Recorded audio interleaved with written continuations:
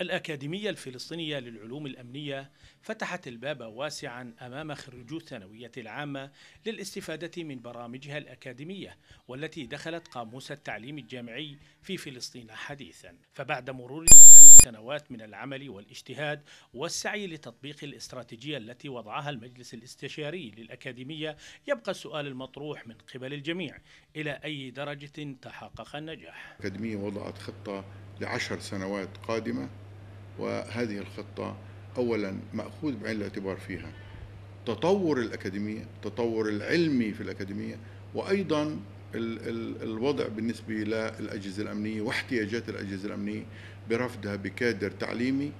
والنقطة الأهم من ذلك أيضا هو كيف يمكن أن نؤهل كوادر تعليمية ومهنية للأكاديمية.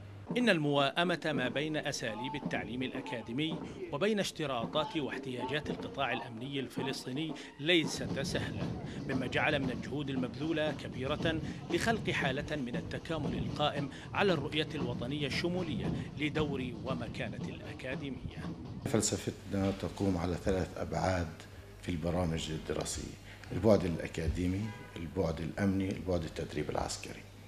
فالبرنامج برنامج شامل، الهدف منه في النهاية أن نخرج بمخرجات الطالب الضابط الشامل. الهدف من مجيئه إلى الأكاديمية يكتسب مهارات ومعارف تليق في ضابط المستقبل، ضابط يتسلح بالقانون، بالعلم، بالمهنية، في كافة المجالات.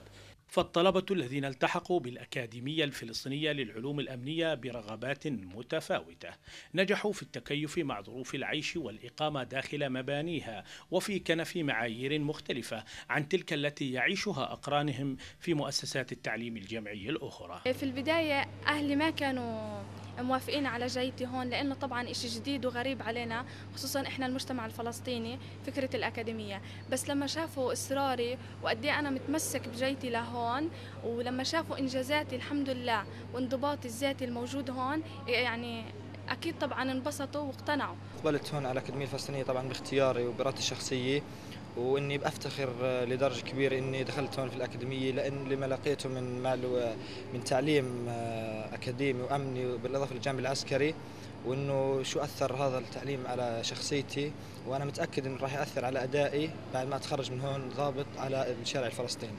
يوم 4 تموز سيكون موعدا آخر مع النجاح، حين تحتفل الأكاديمية الفلسطينية للعلوم الأمنية بتخريج الفوج الثالث من طلبة الدبلوم الشرطي والأمني، مما يعني أن هناك خطوتين للأمام من أجل تعزيز دور ومكانة المؤسسة الأمنية الفلسطينية عبر مدها بالكوادر المؤهلة والمدربة.